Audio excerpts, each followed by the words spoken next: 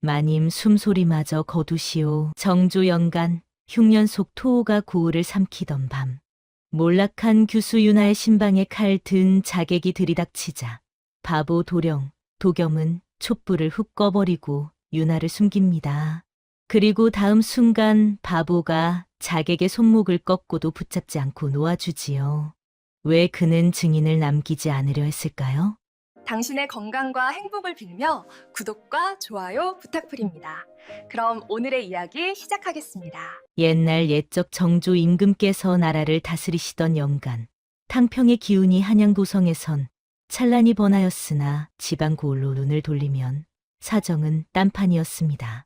충청도 내포 지역의 어느 작은 고을, 이름조차 변변찮은 그곳에선 토호가 법 위에 군림하고 백성은 숨죽여 살았지요.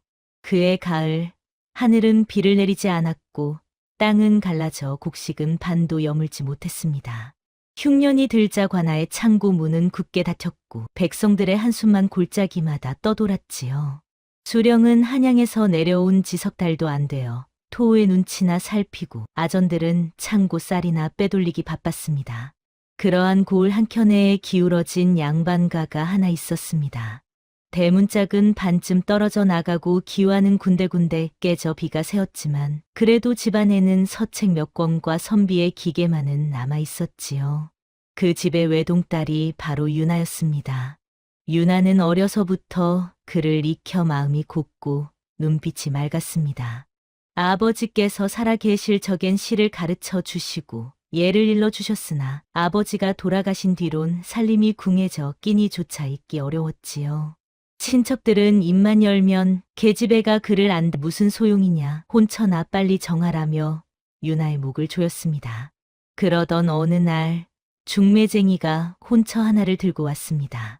상대는 같은 고을 안분홍 집안의 외아들 도겸이라 했습니다. 곳간은 넘치도록 가득하고 논밭도 쑤시 맞이기라 했으나 한 가지 흠이 있다 했지요. 그 도령이 말이 좀 어눌하답니다. 허공을 보며 웃기도 하고 사람들이 바보 도령이라 손가락질한다지요. 유나의 어머니는 눈물을 쏟으며 말했습니다. 우리 유나가 어찌 바보에게 시집을 가느냐. 하나 친척 어른들은 매몰차게 말을 쏟아냈습니다. 곶감만 든든하면 됐지. 사내가 좀 모자라면 어떠냐. 이 흉년에 혼처 하나 잡기도 어려운 판에 무슨 욕심이냐. 유나는 입술을 깨물었습니다. 자신의 운명이 마치 장터의 물건처럼 흥정되는 것이 비참했으나 어머니와 자신이 굶지 않으려면 이운사를 받아들일 수밖에 없었지요. 혼례 날이 다가왔습니다. 유나는 낡은 원삼을 입고 가마에 올랐습니다. 시댁에 도착하니 마당엔 사람들이 가득했고 그 가운데 도겸이 서 있었지요. 도겸은 키가 훤칠하고 얼굴은 단정했으나 눈빛이 어딘가 멍하고 입가엔 실없는 웃음이 걸려 있었습니다. 절을 올릴 때도 손이 어색하게 떨렸고 사람들이 웃음을 터뜨리자 도겸도 따라해 웃었지요. 그런데 유나는 우연히 도겸의 손등을 보았습니다. 가는 먹자국이 손가락 사이에 희미하게 남아 있었지요. 바보라면 붓과 먹이 무슨 연고일까요? 유나의 가슴 한켠에 설명할 수 없는 의욕이 조용히 내려앉았습니다.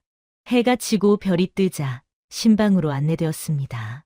촛불이 은은하게 방을 밝히고 유나는 떨리는 손으로 족두리를 벗었지요. 도겸은 구석에 앉아 멍하니 허공을 바라보고 있었습니다. 고요한 시간이 흘렀습니다. 그런데 바로 그때였습니다. 창호지 너머로 검은 그림자가 스미듯 다가오는 것이 보였지요. 그림자는 칼을 든 사람의 형상이었고 발소리 없이 신방 문 앞까지 다가왔습니다. 유나가 숨을 삼키는 찰나 도겸이 움직였습니다. 바보 같은 웃음을 지은 채였으나 입술만 조용히 움직여 낮게 이르는 것이었습니다. 마님 숨소리마저 거두시오. 유나는 심장이 멎는 듯했습니다. 도겸은 재빨리 손바닥으로 촛불을 훅 꺼버렸고 어둠이 방 안을 집어삼켰지요. 그리곤 비틀거리며 일어서다 넘어지는 척하며 유나의 손목을 잡아 장롱 뒤 좁은 틈으로 밀어 넣었습니다. 문이 벌컥 열렸습니다. 칼끝이 희미한 달빛에 번쩍였고 자객은 방 안을 둘러보았지요. 도겸은 마루에 엎드려 해웃으며 손가락으로 바닥을 긁적였습니다. 헤헤, 어두워 불 꺼졌어. 자객은 방심했습니다. 진짜 바보인가 보다 싶어 칼을 내리며 다가왔지요. 바로 그 순간 도겸은 재빨리 자객의 발목을 걸어 넘어뜨리고 손목을 꺾어 칼을 떨어뜨렸습니다. 동작은 물 흐르듯 정확했고 자객은 신음도 지르지 못하고 바닥에 쓰러졌지요. 그러나 도겸은 끝내 자객을 붙잡지 않았습니다. 밧줄로 묶지도 소리쳐 사람을 부르지도 않았지요. 그저 칼만 빼앗아 던지고는 자객이 창문으로 달아나도록 내버려 두었습니다. 가시오, 오늘 밤은 없던 일로 하겠소. 자객은 황급히 사라졌고 방엔 다시 고요만 남았습니다. 도겸은 촛불을 다시 켜고는 유나를 장롱 뒤에서 꺼냈지요. 유나는 온몸이 떨렸으나 소리내어 울지 않았습니다. 새벽녘, 유나는 잠들지 못하고 앉아 있었습니다. 본 일을 시댁에 구할 수도 가슴에 묻을 수도 있었지요. 하나 유나는 이를 악물고 침묵을 택했습니다. 만약 떠들어댔다간 도겸의 비밀이 세상에 드러날 것이고 그것은 오히려 화를 부를 수도 있다는 생각이 들었기 때문입니다. 유나는 조용히 물을 데워 도겸의 손을 씻겼습니다. 도겸의 손엔 어젯밤 자객과 싸우며 생긴 상처가 가늘게 나 있었지요. 유나는 태연한 척 말했습니다. 서방님, 오늘 밤은 바람이 사납사옵니다. 도겸은 잠시 유나를 똑바로 바라보았습니다. 멍한 눈빛이 아닌 날카롭고 맑은 눈빛이었지요. 그리곤 다시 바보의 얼굴로 돌아가 낮게 당부했습니다. 마님, 본 것은 꿈이라 여기소서. 유나는 고개를 끄덕였습니다. 두 사람 사이엔 말없는 약조가 맺어졌지요. 침묵으로 서로를 지키겠다는 약조였습니다. 며칠이 지났습니다. 유나는 낮엔 시어머니를 돕고 밤엔 바느질을 하며 평범한 며느리로 지냈지요. 도겸은 여전히 마당을 비틀거리며 돌아다니고 사람들은 바보 도령이라며 손가락질했습니다. 그런데 이상한 일이 일어났습니다. 유나는 사흘 밤을 연달아 같은 꿈을 꾸었지요. 꿈 속에선 흰옷을 입은 여인이 나타나 장독대 쪽을 가리키며 속삭였습니다. 봉암을 찾아라, 봉암을 찾아야 한다. 여인의 얼굴은 희고 눈에선 눈물이 흘렀지만 얼굴은 보이지 않았습니다. 다만 손가락만 가늘게 장독대를 가리킬 뿐이었지요. 유나는 잠에서 깨어 장독대로 갔습니다. 해가 뜨자마자였지요. 장독대 옆흙을 보니 다른 곳보다 조금 부드러워 보였습니다. 최근에 누군가 뒤집은 듯했지요. 유나는 이상하다 생각했으나 함부로 파헤칠 수는 없었습니다. 시어머니께 들키면 미친 여편네 취급을 받을 것이기 때문이었지요. 그 무렵 고을엔 토호 구만석의 그림자가 짙게 드리워졌습니다. 구만석은 논밭이 수백 마직이어 곡간이 10채나 되는 부자였습니다. 하나 그의 재산은 정당하게 모은 것이 아니었지요. 흉년을 핑계 삼아 곡식을 푼다며 백성에게 높은 이자를 받고 빌려주었고 갚지 못하면 논밭 문서를 빼앗았습니다. 수령과도 결탁해 세금을 거두는 척하며 중간에서 빼돌렸지요. 구만석은 유나에게까지 눈길을 두었습니다. 혼례 뒤 처음 마을 잔치에서 유나를 본 그는 유나의 맑은 얼굴과 단정한 몸가짐에 욕심이 생겼지요. 바보 사위 집에 저런 며느리가 아깝구만. 언젠가는 내 것으로 만들어야지. 구만석은 도겸의 시댁을 은근히 압박했습니다. 빌려준 돈이 있다며 독촉하고 논에 물 대는 길을 막기도 했지요. 시아버지는 근심이 깊어졌고 시어머니는 한숨만 늘어갔습니다. 그러던 어느 날 새벽 유나는 물소리에 잠이 깼습니다. 방문을 살짝 열어보니 도겸이 촛불 아래 앉아 무언가를 적고 있었지요. 유나는 숨을 죽이고 지켜보았습니다. 도겸의 손끝에서 한문이 술술 흘러나왔습니다. 글씨는 정갈하고 힘이 있었으며 마치 살아 움직이는 듯 정연했지요. 이것은 바보가 쓸 수 있는 글씨가 아니었습니다. 유나가 더 가까이 다가가자 마루가 삐걱거렸습니다. 도겸은 화들짝 놀라 붓을 떨어뜨리고는 다시 멍한 표정을 지었지요. 하나 이미 늦었습니다.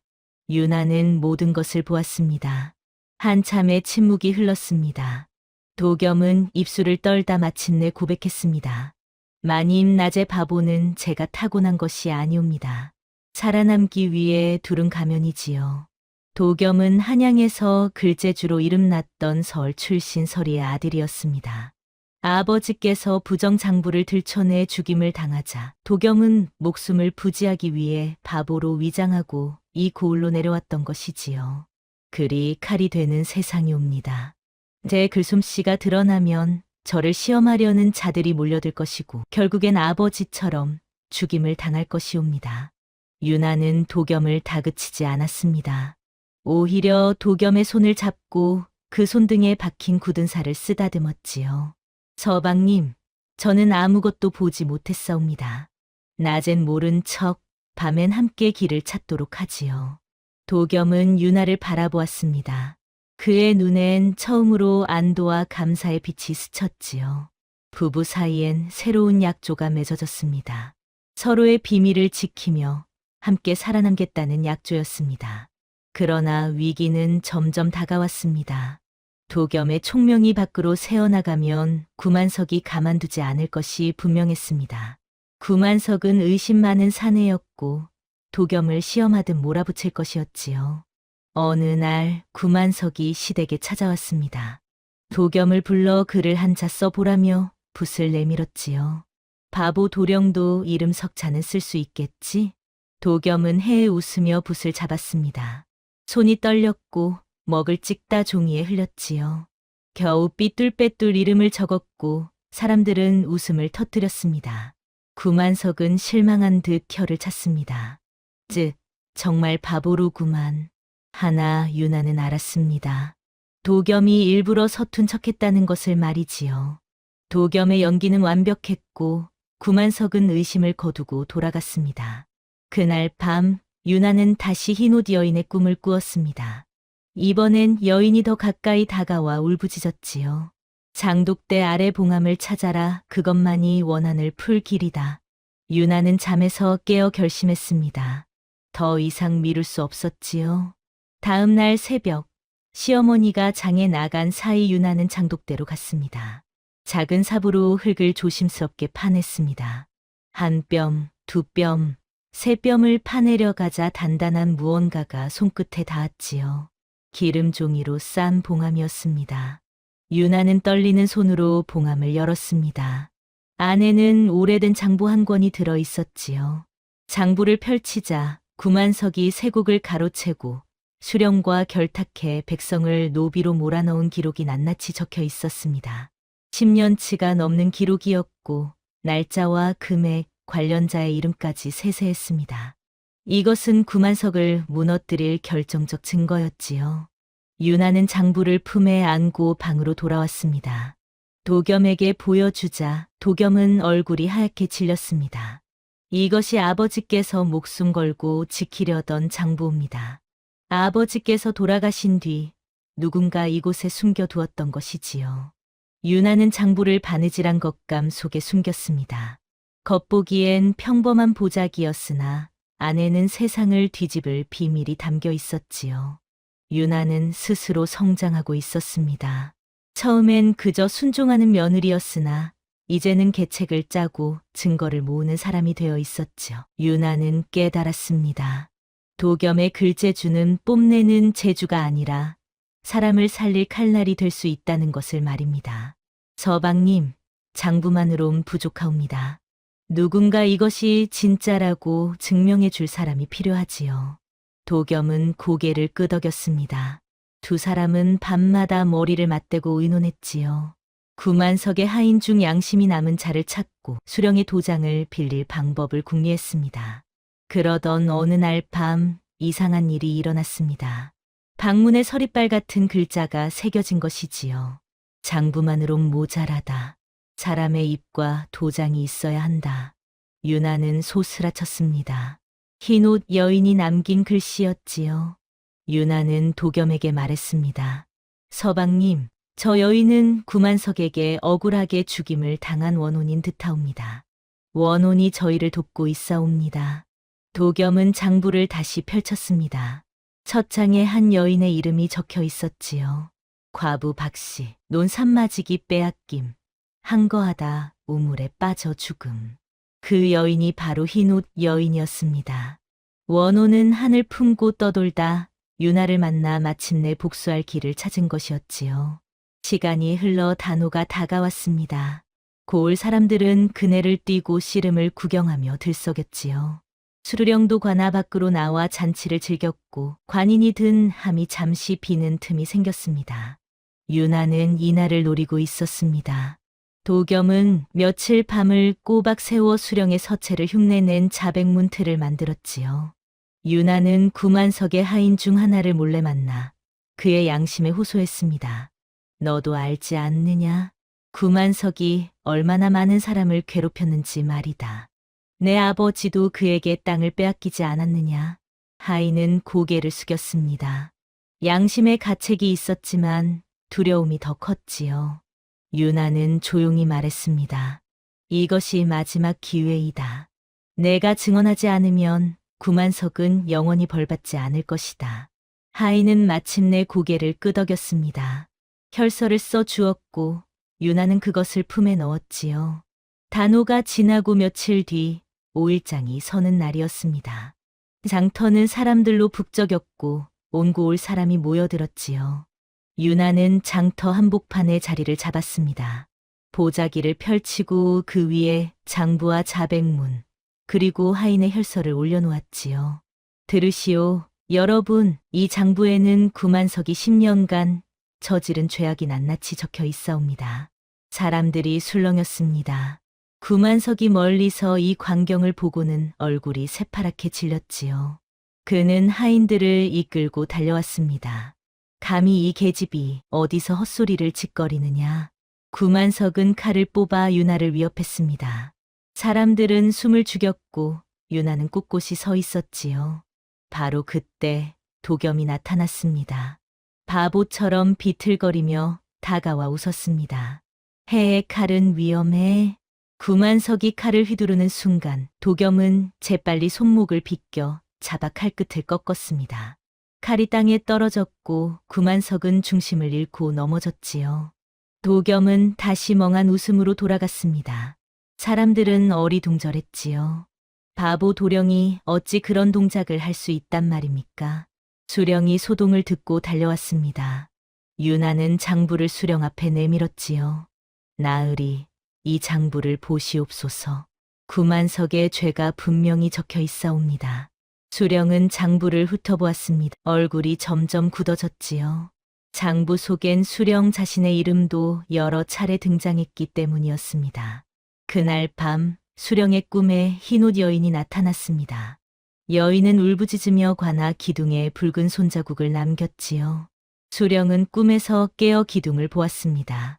정말로 붉은 자국이 선명하게 남아 있었습니다. 수령은 겁에 질렸습니다. 원혼이 자신을 찾아온 것이라 믿었지요. 며칠 밤을 뜬 눈으로 지새우다 마침내 숨겨두었던 공문과 도장의 내막을 토해냈습니다. 한양에서 조사 관원이 내려왔습니다. 장부와 수령의 자백, 하인의 증언이 모두 맞아떨어졌지요. 초반에 유나가 보았던 도겸, 손등의 먹자국, 도겸의 떨리는 손, 원혼의 꿈이 하나로 맞물려 진실이 드러났습니다. 구만석은 죄가 밝혀져 먼 섬으로 유배되었습니다. 수령은 파직되어 한양으로 끌려갔지요. 구만석이 빼앗았던 논반 문서가 제 주인에게 돌아갔고 굶주렸던 백성들에게 창고 문이 활짝 열렸습니다. 고을엔 오랜만에 웃음소리가 퍼졌습니다. 아이들은 마당에서 뛰놀고 어른들은 한숨 대신 노랫소리를 냈지요. 도겸은 끝까지 자신의 정체를 숨기려 했습니다. 여전히 바보처럼 걸었고 사람들 앞에선 해에 웃었지요. 하나 유나는 조용히 말했습니다.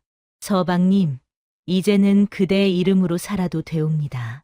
세상이 조금은 바뀌었사옵니다. 도겸은 고개를 저었습니다. 아직은 때가 아니옵니다, 아마님. 세상은 여전히 그를 칼로 여기고 총명을 죄로 여기는 곳이옵니다.